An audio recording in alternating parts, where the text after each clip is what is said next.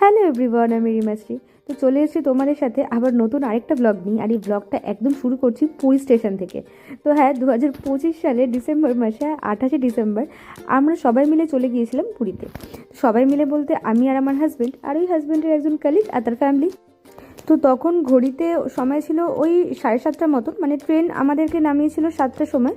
তো সব কিছু লাগেজ গুছিয়ে নিয়ে বেরোতে বেরোতে 7:30টা বেজে গিয়েছিল।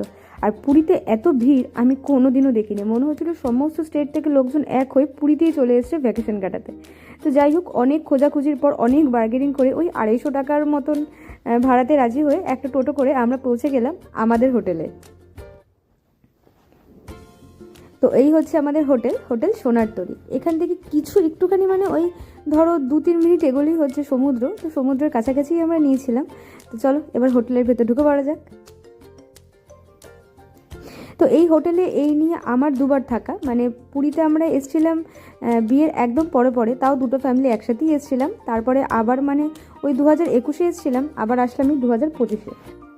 তো চলো এখন এই রিসেপশনে যেই কাজগুলো থাকে সেগুলো সেরে নিয়ে ওনারা আমাদেরকে রুমগুলো দিয়ে দেবেন আর আমরা সেই রুমগুলোর মধ্যে চলে যাই। তো জানো তো, আগের বার যখন এসেছিলাম তখন এখানে লিফটের কোনো ব্যবস্থা ছিল না, আমরা ওই সিঁড়ি দিয়ে যাতায়াত করতাম। তো এবার দেখলাম লিফট করেছে, বেশ ভালো লাগলো। তো এই হচ্ছে আমাদের রুমটা। তো চলো রুমটা একবার তোমাদেরকে দেখিয়ে দিই। তো এই হচ্ছে এন্ট্রেন্সটা ছিল। আর রুমে যেগুলো নর্মাল থাকে অ্যাজ ইউজুয়াল, যে একটা ড্রেসিং টেবিল, একটা জলের জগ, তার সাথে টিভিটা ঠিকঠাকই ছিল, চলছিল, মানে আমরা চালিয়ে আর কি দেখিনি। আর ছিল একটা চেয়ার আর কাবার্ড, আর একটা ছিল মিনি রেফ্রিজারেটর যেটা একদম চলছিল না। আর তার সাথে তো নর্মাল যেগুলো থাকে, একটা বেডসাইড টেবিল। আর সব থেকে বড় কথা হচ্ছে এই লাইটটার অবস্থা দেখো। তো আমরা না কমপ্লেন করেও ছিলাম, কিন্তু দেখলাম ওনাদের যে রুমগুলো রয়েছে তাতে কিছু না কিছু প্রবলেম রয়েছে, তা আর কিছু করলাম না। তো আমার এই রুমটার মধ্যে সব থেকে যেটা ভালো লেগেছিলো সেটা হচ্ছে ব্যালকানিটা। তো আমরা কিন্তু এই হোটেলটা কখনোই সি ফেসিং হিসাবে নেইনি, কারণ সি ফেসিং রুমের মানে হাই প্রাইস থাকে আর কি। কিন্তু লাকিলি এখান থেকে একটুখানি সমুদ্র দেখা যাচ্ছে, ওই দেখো সমুদ্র। তো যাই হোক, ওটুকুতেই বেশ ভালো লেগেছিলো। আর এমনি এই হোটেলটার বাইরে রাস্তাঘাটগুলো বেশ জমজমাট, মানে সব কিছু হাতের কাছে, দোকানপাট সব কিছু হাতের কাছে। আর মানে এইবারে হোটেলের প্রাইসটা একটু বেশি ছিল, এছাড়া আমরা বরাবর এটাকে রিজনেবল প্রাইসেই পেয়ে যাই। তো চলো, আর এই ছিল ওয়াশরুম তো ঠিকঠাকই ছিল, যেরকম অ্যাজ ইউজুয়াল থাকে সেরকমই ছিল।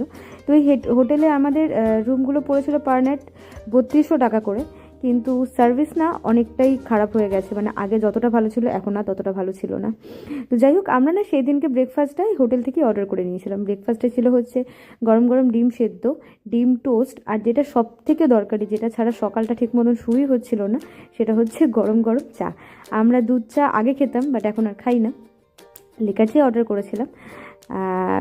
সকালটা বেশ জমে গিয়েছিল। আর খাবার দাবারের টেস্ট এখানে কিন্তু দারুণ। ওনাদের একটা নিজস্ব রেস্টুরেন্ট রয়েছে, নাম হচ্ছে গন্ধরাজ। আর প্রচণ্ড ভিড় হয় সেখানে, কারণ ওনাদের খাবার দাবার সত্যি খুব টেস্টি ছিল খাবার। আর এখন চাটা গরম গরম খেয়ে নিই, আর পরে পাঠাচ্ছে খুব তাড়াতাড়ি।